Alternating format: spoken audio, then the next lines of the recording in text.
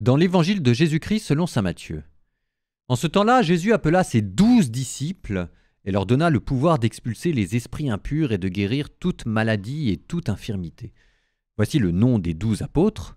Le premier, Simon, nommé Pierre, André, son frère, Jacques, fils de Zébédée, et Jean, son frère, Philippe et Barthélemy, Thomas et Matthieu le publicain, Jacques, fils d'Alphée, et Thaddée, Simon le zélote, et Judas l'Iscariote, celui-là même qui le livra. Ces 12, Jésus les envoya avec les instructions suivantes. Ne prenez pas le chemin qui mène vers les nations païennes, et n'entrez dans aucune ville des Samaritains.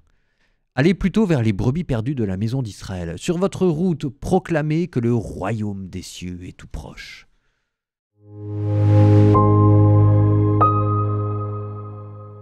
Alors oui, le symbolisme est connu. Les 12 apôtres qui représentent les 12 tribus d'Israël. Pour ceux qui découvriraient le symbolisme, Israël, le peuple juif, était en fait composé de 12 tribus, qui étaient les 12 fils du patriarche Jacob. Et Jésus, en appelant les 12 disciples, refonde Israël. C'est ça ce que ça veut dire.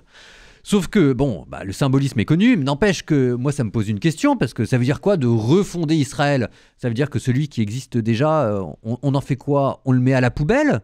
Alors, il y a plein d'éléments de continuité. Ces 12 apôtres, ils font partie du peuple juif, et puis Jésus est dans une obéissance vis-à-vis des institutions qui existent déjà.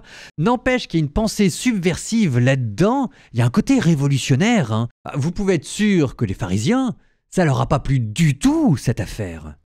Alors c'est quoi la conclusion de cette affaire? La conclusion de cette affaire, c'est que Jésus était un rebelle, et passé pour un rebelle.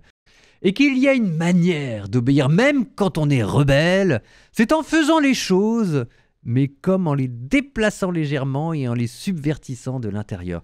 Et moi je trouve qu'il y a là une espérance pour tous ceux qui ont un caractère de rebelle. Il y a de la place pour vous dans l'église. Welcome home. Donc aujourd'hui, soyez un bon chrétien, soyez rebelle, sans casser la tête aux gens. C'est pas ça être rebelle. Être rebelle, c'est remettre l'église sur les rails.